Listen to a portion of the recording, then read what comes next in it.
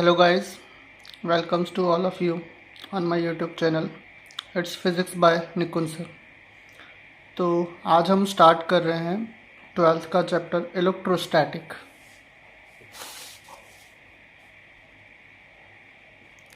Electrostatic. अब electrostatic जो term है वो दो कंबाइन टर्म्स हैं। एक तो है इलेक्ट्रो जो किससे रिलेटेड है, इलेक्ट्रिक से। किससे रिलेटेड है, इलेक्ट्रिक से। और दूसरा है स्टैटिक, किससे रिलेटेड है, स्टेशनरी। तो हम यहाँ पे जो भी इफ़ेक्ट्स वगैरह देखेंगे वो इलेक्ट्रिक चार्ज के देखेंगे, इसके देखेंगे इलेक्ट्रिक चार्ज के, लेकिन कौन सी कंडीशन में देखेंगे, स्टेशनरी कंडीशन में, मतलब चार्ज मूव नहीं हो रहा है। तो सबसे पहले हम ये देख लेते हैं कि चार्ज जब स्टेशनरी कंडीशन में है तो क्या इफेक्ट आता है उसका, जब वो मोशन में है तो क्या इफेक्ट आता है। तो first thing, charge at rest, मतलब वो कौन सी कंडीशन में, स्टेशनरी कंडीशन में। चार्ज जब रेस्ट पे होगा तो वो क्या जनरेट करेगा, सिर्फ electric field generates electric field. मतलब कोई चार्ज अगर रेस्ट पे है तो वो सिर्फ और सिर्फ क्या क्रिएट करता है, इलेक्ट्रिक। ये जो मैं इफेक्ट्स बता रहा हूँ ये हम धीरे धीरे चैप्टर्स में काफ़ी ज़्यादा ब्रीफ में पढ़ते जाएंगे, पर अभी सिर्फ इतना ध्यान देना है कि ये जो इफेक्ट्स है वो चार्ज की वजह से प्रोड्यूस हो रहे हैं। दूसरी चीज़, charge in uniform motion. Charge in uniform motion, uniform motion का मतलब क्या होता है, कोई भी ऑब्जेक्ट कांस्टेंट स्पीड से ट्रैवल कर रहा है। कोई भी ऑब्जेक्ट क्या कर रहा है, कांस्टेंट स्पीड से ट्रैवल कर रहा है। तो अगर मैंने यहाँ पे चार्ज इन यूनिफॉर्म मोशन लिखा है, इसका मतलब चार्ज की स्पीड क्या होगी, कांस्टेंट होगी। और अगर चार्ज कांस्टेंट स्पीड से ट्रैवल कर रहा है तो इसका मतलब क्या हुआ, इलेक्ट्रिक करंट हुआ, फ्लो इलेक्ट्रिक करंट हुआ। तो इलेक्ट्रिक करंट की वजह से दो चीज़ें होती है, एक तो generates electric field and second magnetic field. क्या जनरेट करेगा, एक तो इलेक्ट्रिक फील्ड जनरेट करेगा, दूसरा मैग्नेटिक फील्ड। मैग्नेटिक फील्ड हम आगे जाके पढ़ेंगे। Third thing, charge in non uniform motion. Charge in non uniform motion, जब चार्ज नॉन यूनिफॉर्म मोशन में है तो सबसे पहली चीज़, नॉन यूनिफॉर्म मोशन का मतलब क्या होता है। नॉन यूनिफॉर्म मोशन का मतलब किसी ऑब्जेक्ट की स्पीड टाइम के साथ में क्या हो रही है, चेंज हो रही है। किसी ऑब्जेक्ट की स्पीड टाइम के साथ में अगर चेंज हो रही है, that means what, it has acceleration. उसके पास क्या होगा, एक्सेलरेशन होगा। और जब कोई चार्ज एक्सेलरेटिंग कंडीशन में, जब कोई चार्ज क्या है, एक्सेलरेटिंग कंडीशन में है, तो it will generate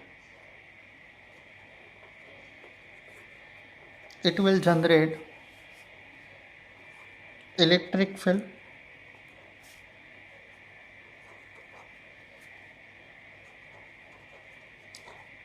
magnetic field and साथ ही साथ में वो क्या करेगा, एनर्जी का लॉस भी करेगा, रेडिएट एनर्जी। इसके बारे में हम जब 12th का इलेक्ट्रोमैग्नेटिक वेव्स का चैप्टर पढ़ेंगे उसमें देखेंगे। जैसे लाइट होती है, लाइट क्या हमारी इलेक्ट्रोमैग्नेटिक वेव होती है। इलेक्ट्रो मतलब उसमें क्या होता है, इलेक्ट्रिक फील्ड भी होता है, मैग्नेटिक फील्ड भी होता है, लेकिन उसके पास एनर्जी भी तो होती है। तो वो एनर्जी किसकी वजह से आती है, चार्ज के नॉन यूनिफॉर्म मोशन की वजह से आती है। Okay, now we come to the electric charge.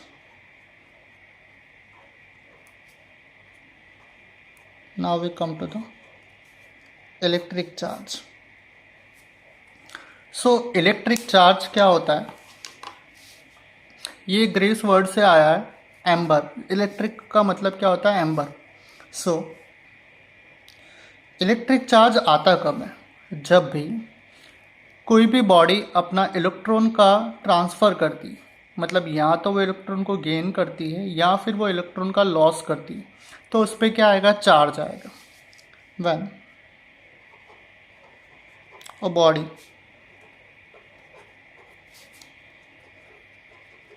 Gain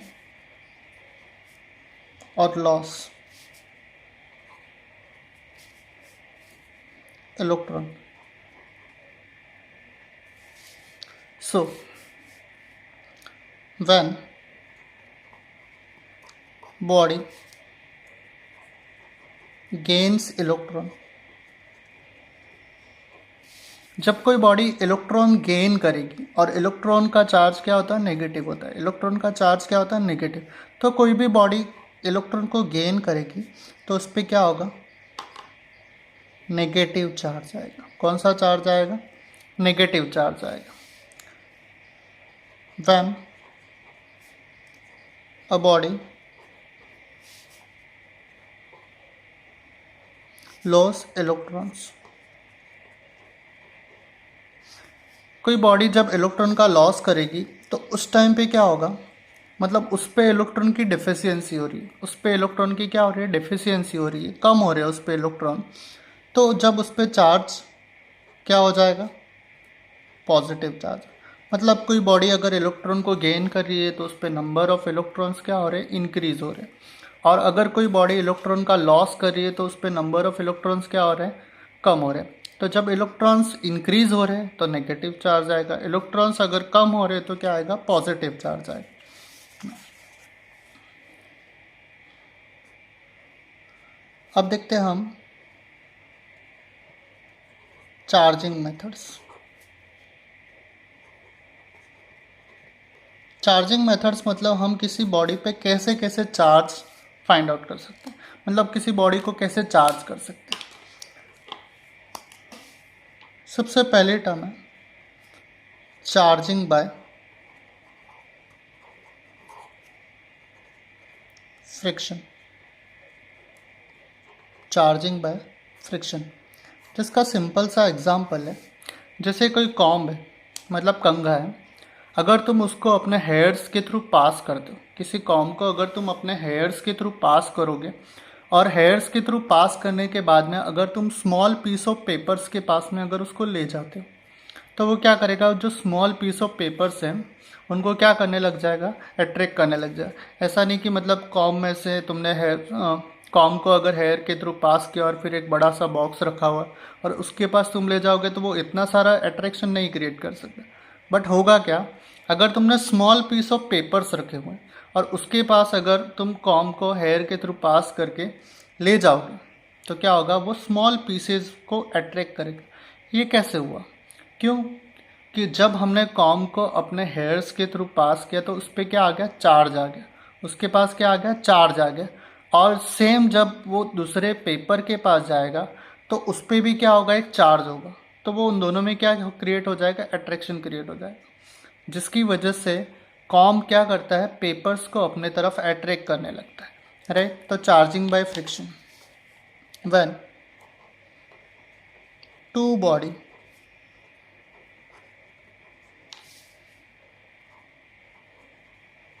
rub together, when two bodies rub together, charges appear on them। जैसे एग्जांपल हमने कॉम वाला लिया, अब दूसरा एग्जांपल लेते हैं। एग्जांपल में क्या लिखते हैं, मान लेते हैं कि हमने क्या किया, a glass rod is rubbed with, a glass rod is rubbed with wool, then glass rod get positive charge, क्योंकि ग्लास रोड को अगर हम वूल से रब करेंगे तो वो इलेक्ट्रॉनों को क्या करती है, लॉस करती है, जिसकी वजह से ग्लास रोड पे क्या आ गया, पॉजिटिव चार्ज आ गया and wool gets negative charge. Okay, और एग्जांपल है a plastic rod rubbed with plastic rod rub with fur, जैसे कैट का फर होता है, rubbed with fur, then plastic rod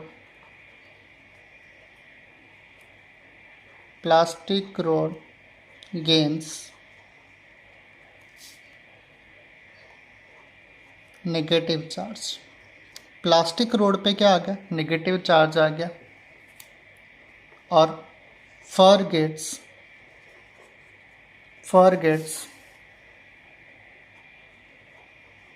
positive charge. देखो हमने ग्लास रोड को रब किया वूल पे, तो ग्लास रोड पे तो पॉजिटिव चार्ज है, लेकिन वूल पे क्या आ गया, नेगेटिव चार्ज आ गया। यहाँ पे हमने प्लास्टिक रोड को क्या किया, फर के साथ में रब किया, तो प्लास्टिक रोड पे क्या आ गया, नेगेटिव चार्ज आ गया। इसका मतलब प्लास्टिक रोड ने फर से इलेक्ट्रॉन्स क्या किए, गेन किए। प्लास्टिक रोड ने इलेक्ट्रॉन्स क्या किए, गेन किए, जबकि जो फर है उसने इलेक्ट्रॉन्स क्या किए, लूज किए। इसका मतलब फर पे क्या आ गया, पॉजिटिव चार्ज आ गया। ओके, सेकेंड मेथड देखते हैं चार्जिंग का।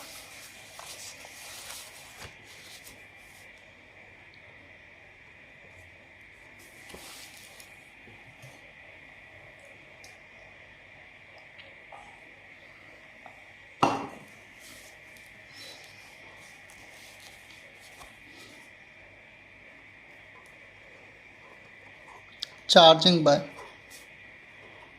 कांटेक्ट।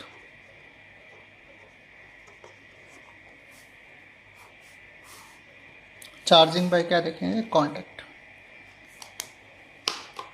तो चार्जिंग बाय कांटेक्ट कैसे होता है, जैसे कोई बॉडी हमारे पास पॉजिटिवली चार्ज, मान लो कि एक स्फेरिकल बॉडी है हमारे पास जिस पे क्या है, पॉजिटिव चार्ज, राइट। और दूसरी बॉडी हमारे पास क्या, अनचार्ज है। दूसरी बॉडी हमारे पास क्या, अनचार्ज है। व्हेन दूसरी बॉडी को हम बी लेते हैं, when both the body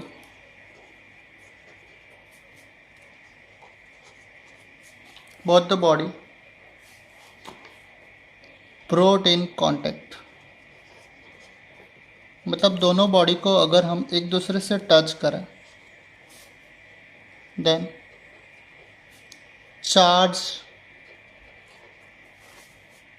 redistribution occur.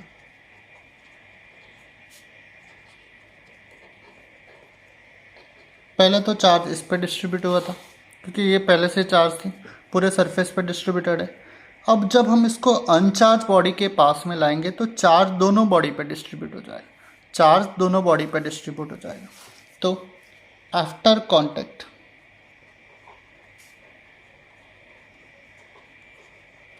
Contact मान लो कि हमारे पास इस पे चार्ज कितना हो गया, Q1 हो गया। ये अंदर साइड में नहीं है, सरफेस के लिए, किसी को कन्फ्यूजन होगा, इससे बेहतर है इसको सरफेस पे लिख लेते हैं। दूसरी जो बॉडी है इस पे चार्ज कितना आ गया, Q2, ये आफ्टर कांटेक्ट है, ठीक है। अब इनिशियली इस पे चार्ज कितना था, Q था। इनिशियली इस पे चार्ज कितना था, Q था। तो Q इज इक्वल टू हमारे पास क्या हो जाएगा, Q1 प्लस Q2 हो जाएगा। Q इज इक्वल टू हमारे पास क्या हो जाएगा, Q1 प्लस Q2 हो जाएगा। ओके,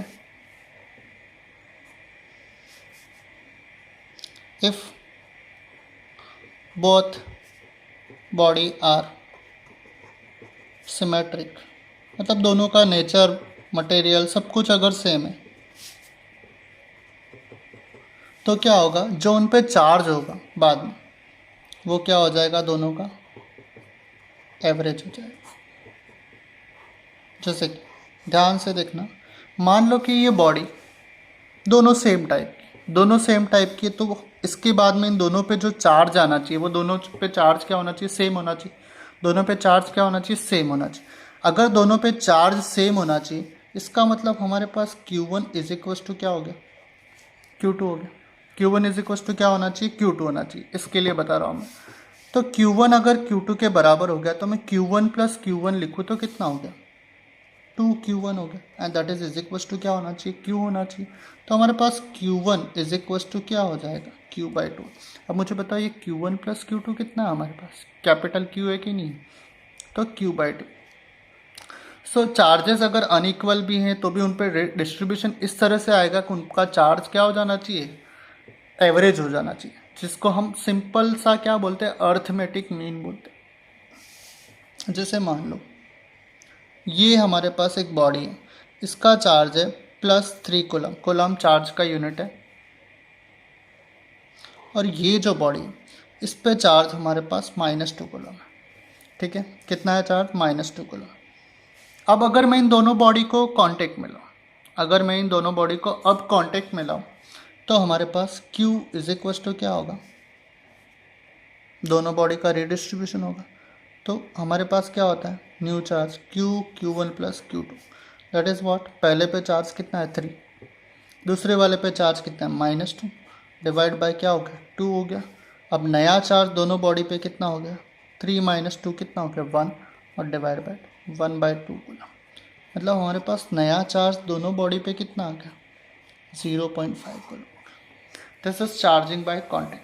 पहले देखो मैंने एक अनचार्ज बॉडी का कॉन्सेप्ट लिया था, लेकिन कांटेक्ट की वजह से जो चार्ज का डिस्ट्रीब्यूशन होता है वो क्या होता है, एवरेज होता है।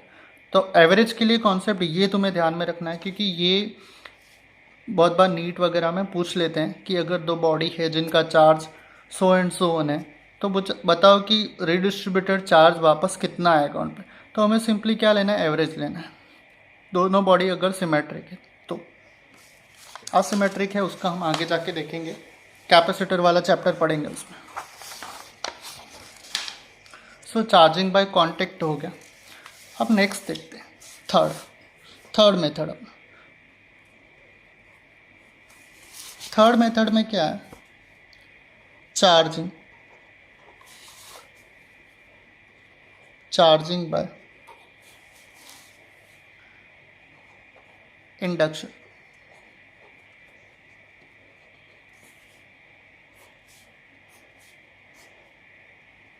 ये इंडक्शन वर्ड तो तुमने सुना ही होगा, how an induction motor starts.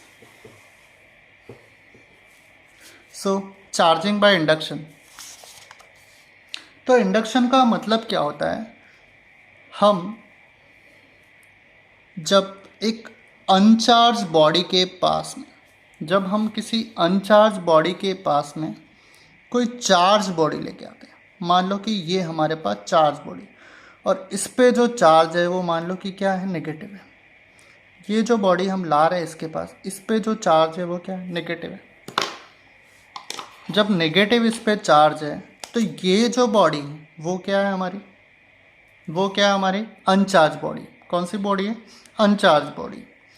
तो होगा क्या, ये जो नेगेटिव चार्ज है इस बॉडी के अंदर जो चार्ज होगा, सरफेस पे नहीं, अंदर जो चार्ज है उसमें से क्या होगा, नेगेटिव वाला पॉजिटिव को क्या करेगा, अट्रैक्ट करेगा। नेगेटिव वाला पॉजिटिव को क्या करेगा, अपनी तरफ अट्रैक्ट करेगा। तो इस पार्ट पे बॉडी के क्या आ जाएगा हमारे पास, पॉजिटिव चार्ज आ जाएगा। अंदर साइड में सरफेस के क्या आ गया, पॉजिटिव चार्ज, क्योंकि नेगेटिव ने क्या किया, पॉजिटिव को अपनी तरफ अट्रैक्ट किया। दूसरी साइड में क्या चला जाएगा, नेगेटिव चार्ज। क्यों, ऐसा क्यों हुआ, क्योंकि नेगेटिव नेगेटिव को क्या करेगा, रिपेल करेगा। नेगेटिव नेगेटिव को क्या करेगा, रिपेल करेगा। हमारे पास कॉन्सेप्ट ये है कि अपोजिट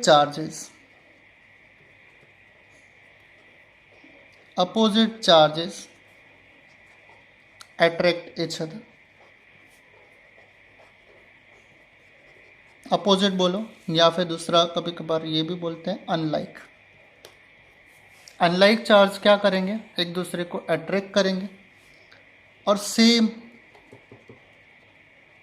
और लाइक चार्ज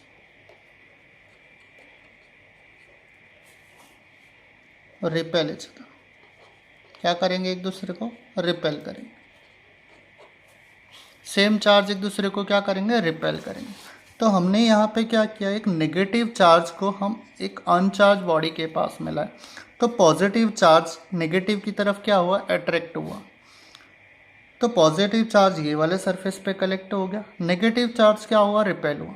नेगेटिव चार्ज क्या हुआ, सरफेस से रिपेल हुआ, तो वो दूसरी तरफ कलेक्ट हो। फिर भी अभी भी इस बॉडी पे नेट चार्ज कितना है, 0 है। नेट चार्ज इस पे 0 है, सो हम क्या करेंगे, अर्थिंग। हम क्या करेंगे, इसको अर्थिंग कर लेते हैं। अर्थिंग करेंगे तो होगा क्या, ये जो पॉजिटिव है, अभी हम रॉड नहीं हटा रहे, हम यहाँ रॉड को अभी भी इसके पास में रख रहे हैं। अर्थिंग का मतलब क्या होता है, एक वायर को हम मेटल स्फीयर से कनेक्ट करते हैं। हम क्या करते हैं, मेटल स्फीयर से कनेक्ट करते हैं और उसका दूसरा पार्ट कहाँ लगा देते हैं, अर्थ के अंदर जाने देते हैं। और अर्थ क्या है, excess amount of negative charge. Earth क्या है, excess amount of negative charge. तो यहाँ पे जो भी नेगेटिव चार्ज होगा, जो भी नेगेटिव चार्ज होगा वो कहाँ चला जाएगा, अर्थ के पास में। तो जब ये नेगेटिव चार्ज अर्थ के पास में चला गया, तो हम रॉड को अगर यहाँ से रिमूव कर दें और अर्थिंग को भी हटा दें, तो इस बॉडी के अंदर सिर्फ और सिर्फ क्या बच जाएगा, पॉजिटिव चार्ज। सिर्फ और सिर्फ क्या बच गया, पॉजिटिव चार्ज, क्योंकि नेगेटिव तो चला गया। अब देखो ये बॉडी क्या हो गई, पॉजिटिवली चार्ज हो गई। सो इंडक्शन में क्या होता है, हम दो बॉडी का कांटेक्ट नहीं कराते, हम एक अनचार्ज बॉडी के पास में चार्ज बॉडी जब लेके आते हैं तो उस पर क्या होगा, चार्ज इंड्यूस होगा, मतलब अपोजिट नेचर का चार्ज इंड्यूस होता है, जिसको हम बाय अर्थिंग से सेपरेट कर देते हैं। तो क्या होता है, उस बॉडी पे चार्ज होता था अपोजिट नेचर का। Okay, so this is the method of charging by induction.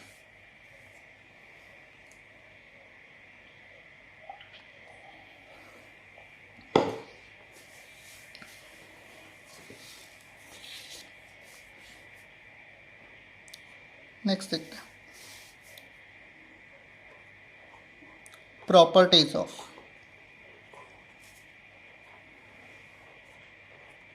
Electric charge.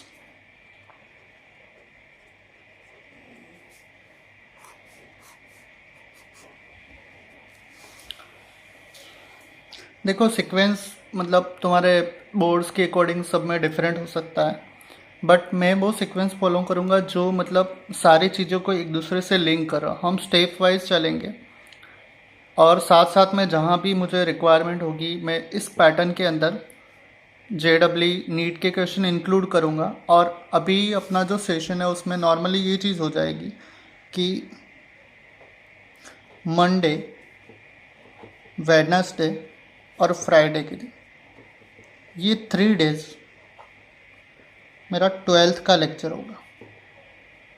मैं 12th का सेशन अपडेट करूँगा। इसके बाद में Tuesday, Thursday and Saturday 11th का सेशन आएगा यूट्यूब पे। और संडे के दिन ओनली कॉम्पिटिटिव रिलेटेड 25 क्वेश्चन होंगे, ओनली कॉम्पिटिटिव रिलेटेड।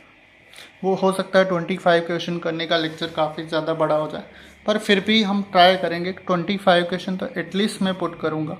और दूसरी चीज़, मैंने तुम लोगों के लिए प्रैक्टिस के लिए टेलीग्राम पे ग्रुप बनाया है जिस पे तुम लोग ज्वाइन कर सकते हो, और उसका लिंक मैं हर एक वीडियो के डिस्क्रिप्शन में दे रहा हूँ। उसमें मैं क्वेश्चन कंटेंट पुट कर रहा हूँ जिसमें तुम लोग अपने डाउट्स भी इंटरनली एक दूसरे से डिस्कस करके क्लियर कर सकते हो।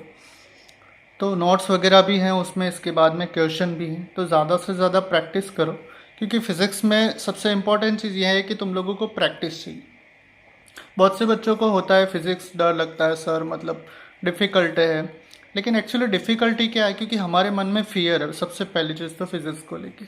उस फियर को तुम्हें ओवरकम होना होगा। बस अपने दिमाग में ये फिट कर लो कि हाँ मैं ट्राई करूँगा तो मैं डेफिनेटली फ़िज़िक्स कर सकता हूँ।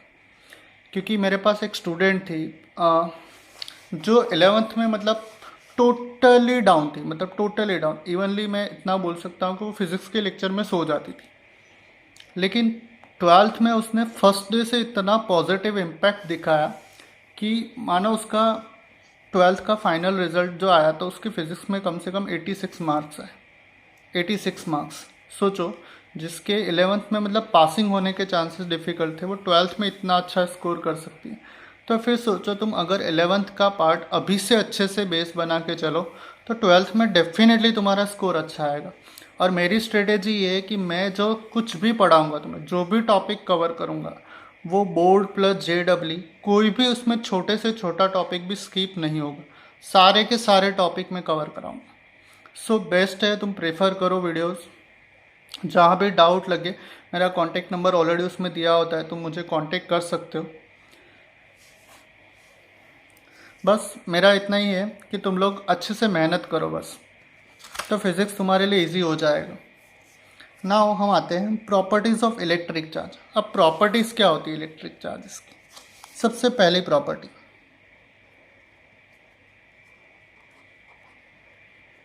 Additivity of charges.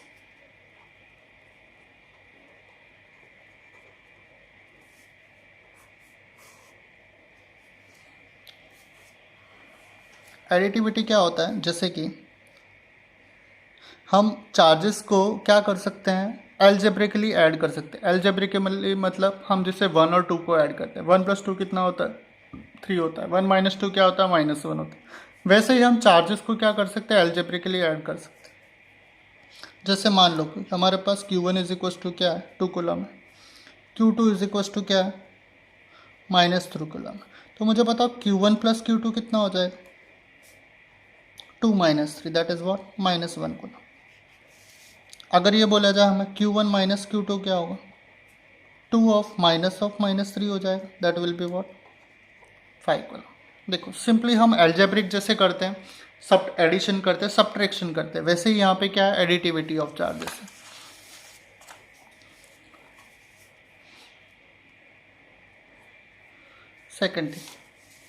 सेकेंड में देखते हैं हम conservation of charge.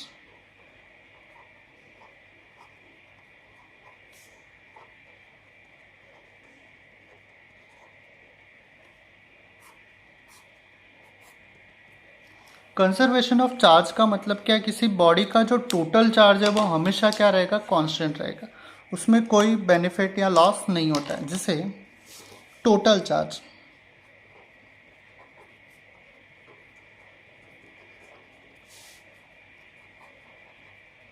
Always remains constant. ठीक है, मान लो कि एक बॉडी है हमारे पास, जैसे कि बॉडी क्या, अभी जैसे हमने एग्जांपल लिया था ग्लास रोड और वूल का। ग्लास रोड को जब हमने क्या किया, वूल के साथ में रब किया। ग्लास रोड को क्या किया हमने, वूल के साथ में जब रब किया तो ग्लास रोड पे कौन सा चार्ज आ गया अपने, पॉजिटिव चार्ज आ गया। ग्लास रोड पे कौन सा चार्ज आ गया, पॉजिटिव। और वही वूल पे क्या आ जाएगा, नेगेटिव चार्ज आ जाएगा। वही वूल पे क्या आ जाएगा, नेगेटिव चार्ज। अब मान लो कि ये जो ग्लास रोड को हमने वूल के साथ में जब रब किया तो इसने क्या किया, 100 इलेक्ट्रॉन्स इसको ट्रांसफ़र कर दिए। क्या किए, एग्जाम्पल के लिए बता रहा हूँ, मान लो कि 100 इलेक्ट्रॉन्स किसको ट्रांसफ़र कर दिए, वूल को, तो उसकी वजह से इस पर क्या आ गया, नेगेटिव चार्ज आ गया। और ग्लास रोड पे उतना ही क्या हो गया, पॉजिटिव चार्ज, क्योंकि इसने अगर 100 इलेक्ट्रॉन्स लॉस किए तो इसके पास क्या होना चाहिए, +100 ही चार्ज होना चाहिए, और इसके पास क्या होना चाहिए, -100। मुझे बताओ टोटल चार्ज अभी भी कितना रहा, टोटल चार्ज कितना हो गया, +100 ही and -100, that is equals to what, 0। So charge हमेशा क्या रहेगा, कंजर्व होगा। वो एक बॉडी से दूसरी बॉडी पे ट्रांसफ़र हो जाता है, पर फिर भी टोटल चार्ज हमेशा क्या रहेगा, कंजर्व रहेगा। जैसे एनर्जी कंजर्व होती है, वैसे चार्ज को भी कोई डिस्ट्रॉय नहीं कर सकता ना। थर्ड प्रॉपर्टी देखते हैं,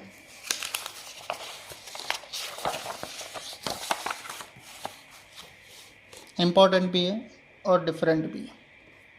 थर्ड है क्वांटाइजेशन ऑफ चार्ज। थर्ड क्या है, क्वांटाइजेशन ऑफ, ये क्वांटाइजेशन क्या है? जैसे किसी भी बॉडी पे कोई चार्ज एग्जिस्ट करता है, किसी भी बॉडी पे कोई चार्ज एग्जिस्ट कर रहा है, तो वो मान लो कि क्या होगा, 50 E होगा। हो सकता है Q2 is equals to 2E हो, Q3 is equals to 10E हो, या फिर हम बोल सकते हैं Q4 is equals to -6E। अब देखो, ध्यान से देखोगे तो सारे के सारे चार्ज के साथ में जो आगे ही ये जो वैल्यू मल्टीप्लाई है वो क्या है, इंटीजर वैल्यू। वो क्या है, इंटीजर वैल्यू। ये चार्ज कभी भी इस तरह से नहीं हो सकता, जैसे 7/2 ऑफ E हो गया, Q6 not equal to 11/2 of E, या फिर माइनस ले लो। मतलब चार्ज जो है फ्रैक्शन में कभी नहीं हो सकता, चार्ज कभी भी फ्रैक्शन में नहीं हो सकता। वो हमेशा ये जो स्मॉलर क्वांटिटी ऑफ चार्ज है, सबसे स्मॉलेस्ट क्वांटिटी ऑफ चार्ज क्या है, इलेक्ट्रॉन है। सबसे स्मॉलेस्ट क्वांटिटी ऑफ चार्ज क्या है, इलेक्ट्रॉन है। उसका सबसे smallest quantity of charge electron का हमेशा और हमेशा क्या होगा, इंटीजर मल्टीपल होगा। क्या होगा, इंटीजर मल्टीपल होगा। सो it is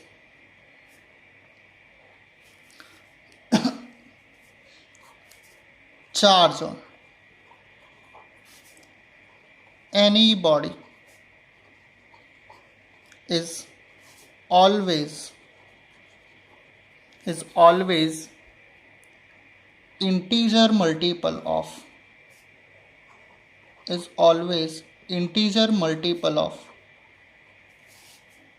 smallest value of smallest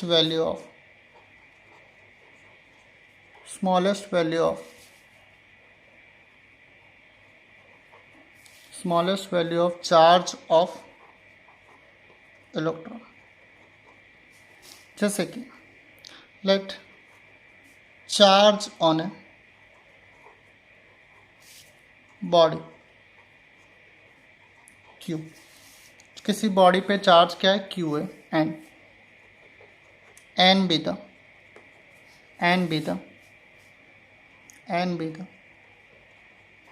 number of electrons, n be the क्या हो, नंबर ऑफ इलेक्ट्रॉन्स हो, तो Q इज इक्वल टू क्या हो जाएगा, n। Q is equal to क्या हो जाएगा, n। मीन्स n हमारे पास क्या होगा, n belongs to Z। That उसका मतलब क्या है कि n हमेशा क्या होगा, इंटीजर। n हमेशा क्या होगा, इंटीजर। और इंटीजर क्या होते हैं, +-1 +-2 +-3, ये सारी वैल्यूज क्या, इंटीजर, मतलब फ्रैक्शन नहीं हो सकते। And that smallest value is called as about quanta. तो यहाँ पे हम चार्ज ऑफ इलेक्ट्रॉन को क्या बोलेंगे, क्वांटा बोलेंगे। और चार्ज ऑफ इलेक्ट्रॉन क्या होता है,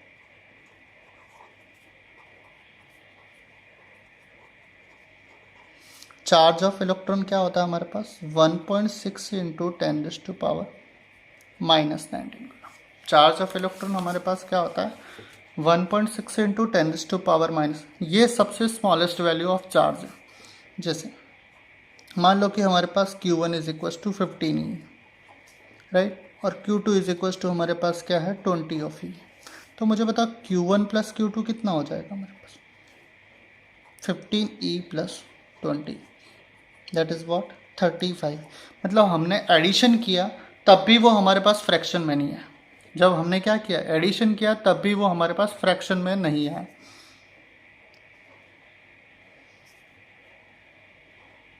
Q1 - Q2 करा तो कितना होगा, 15E - 20, दैट इज व्हाट, 5। ठीक है। नाउ अगर तुम्हें ये पूछा जाए कि 1 कूलम चार्ज में कितने नंबर ऑफ इलेक्ट्रॉन्स हो सकते हैं, number of electrons in 1 coulomb of charge, क्योंकि 1 कूलम बहुत ही बड़ी यूनिट है चार्ज की, तो हमारे पास क्या होता है, Q इज इक्वल टू क्या आता है, N। Q is equal to क्या आता है हमारे पास, N। अब मुझे बताओ कि हमने चार्ज कितना लिया, 1 कूलम। कितना लिया है, 1 कूलम। और ये N हमें कैलकुलेट करना है कि कितने नंबर ऑफ इलेक्ट्रॉन्स उसमें हो सकते हैं। What is value of E, 1.6 into 10⁻⁻19। तो हमारे पास n इज इक्व टू कितना आ जाएगा, 1/1.6 इंटू 10⁻⁻19।